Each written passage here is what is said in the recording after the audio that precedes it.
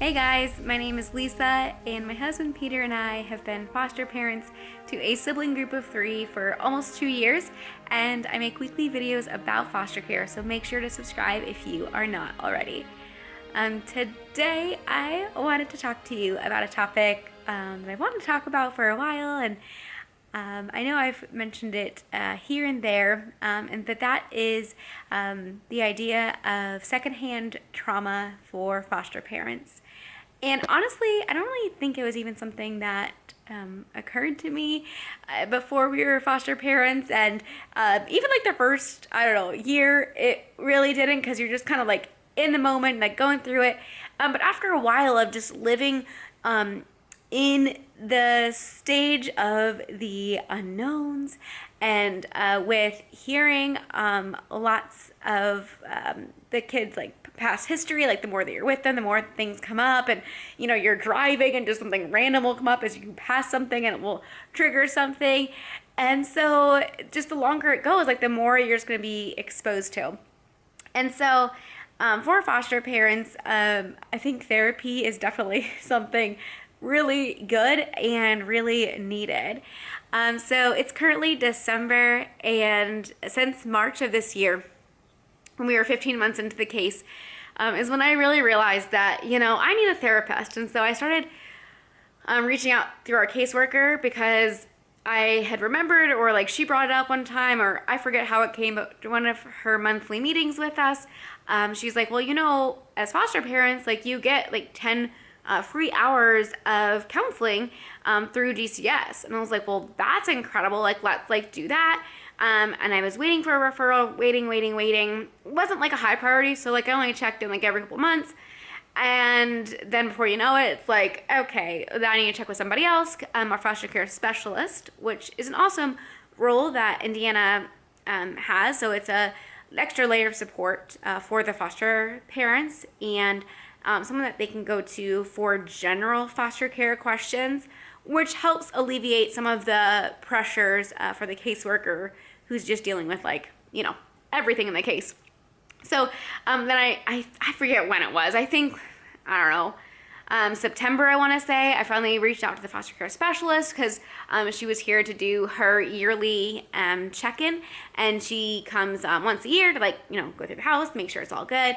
And that was September, and she said, like, do you guys need any extra support? And I said, yes, I would love like a therapist. And so it sounds like she reached out for a while, but it sounds like for whatever reason the referrals were denied, or no one was able to be found, because, you know, it's kind of the lower priority. But as a foster parent, like, your mental health is also super important. And I think it wasn't until we had the kids in our care for 15 months that I really realized I need to take, you know, better care of myself. And so this past year has really been me trying to intentionally, you know, do self-care. I'm still not the greatest at it, but like going, getting my hair cut, or I've gotten actually 2 pedicures this year. 2, that was exciting. And then I went to the dentist twice this year already. Twice. I hadn't gone like the whole year prior to that. So just making sure that I'm taking care of myself. And part of that is also my mental health. And so I had looked through our healthcare provider, and they actually offered a free virtual therapy. So I was able to recently connect with a therapist, and I read about a couple before I selected one. And the reason I selected the one I did was because she actually had been a foster parent herself at one point. And so I've been meeting with her. I think I've met like 4 or so times now. And well, it's kind of more like self-led, and I'm kind of the one leading it. It still has been super helpful just to have another person to bounce ideas off of. As a foster parent, it can sometimes feel so isolating because I don't know how to say it. Wow, it's been a lot these last couple of months and weeks. I hate to keep being a burden, I feel like, to close friends and family, as I'm just constantly going and there's constantly something new to talk about. And so it's helpful just to have an outside perspective, someone that you can talk through. For me, I have my husband, which is great, but at the same time, he's like, well, there's no point to talk about it because we can't do anything to solve. And for me, I just want to talk about it. So having a therapist is helpful. Obviously, you guys are great too, and I love being able to share these videos with you because it does help me process through things. However, there are a lot of things of like details that I can't, share. So it's helpful to have a therapist. So all this to say is, as a foster parent, do not let your health slide. Whether that's mental health, physical health. In 2021, I don't think I went to the gym like at all. I did in the very beginning. I remember when the kids had twice a week visit, we would go right before, like right as visit started, Peter and I would go to the gym together because that was our routine before we got the kids, is we would go to the gym together. So I went to the gym in the very beginning, but then visits became like filled with other stuff. Like I was just doing errands, or it was my time to take a nap or get a shower. And so I kind of let the gym slide for most of 2021. And then 2022, I went a couple of times in February, went a couple of times in May and March. And then I didn't go like all in the summer, and I just recently started going a couple of times again. So it's been very inconsistent. So I'm preaching to myself as well. Like I'm making this to almost be like, Lisa, get your butt to the gym, But I want to encourage you as well to not let foster care be all consuming. I know I have let it get that way, and I actually had someone today in church who looked me in the eye and with all the love said, Lisa, you are not just a foster mom. Like, you are important. Your health is important too. And so I really needed to hear that. Maybe you need to hear that as well. You are not just a foster parent or a parent or whatever your case might be, but your health is important. And so take care of yourself. Most of my virtual sessions I've been scheduling for after the kids go to bed, but one time I had to schedule it before they went to bed, and I was leaving to go into my office, aka the van, and they were like, where are you going? And I said, I'm going to a therapist. And I said, because my mental health is important, or something like that, because they also go to therapy, and I think it's great and so needed, and I don't want them to have like a stigma around it, so I just let them know where I was going.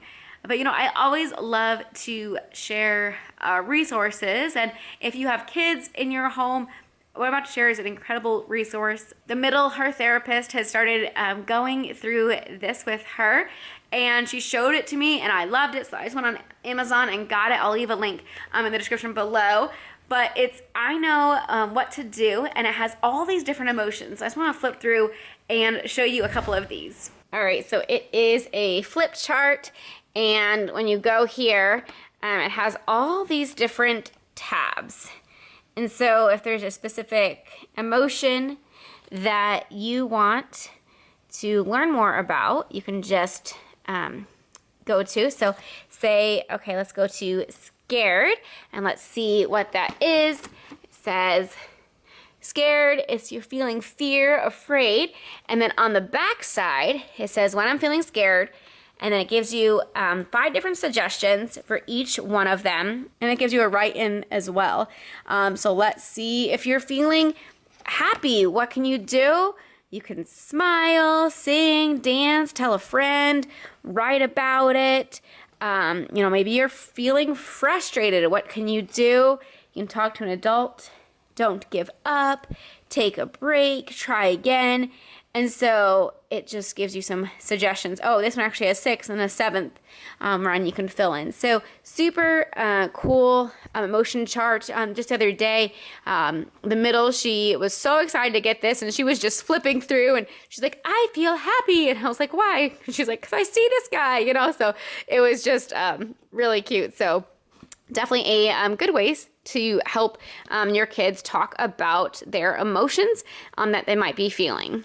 So there is no shortage of emotions when it comes to foster care.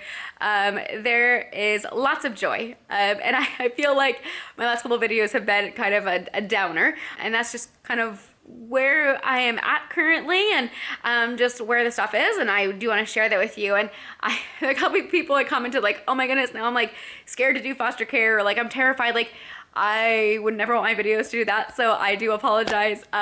Mainly I want to let you know that those emotions like are valid and that you're not the only one like feeling those, but at the same time there are so many joys of being a foster parent, and I am so thankful. Like, I wouldn't trade any of the last like 2 years, even with the hard. It's been such a growing journey, and very thankful for the kids in our care and just what they have taught me and the joy that they bring into the home. So yes, I know I've been a little bit like, I don't know, probably complaining too much, and in everything I should always give thanks, and there's always so much to be thankful for. And so definitely I'm so thankful that I was able to find a therapist through my healthcare providers. So definitely just take care of yourself as a foster parent is the main theme for this video. So don't overlook your own healthcare needs as you are taking care and pouring out your life for the kids in your care. So thanks for watching. Like and subscribe if you have not already, and we'll see you in the next video. Bye guys.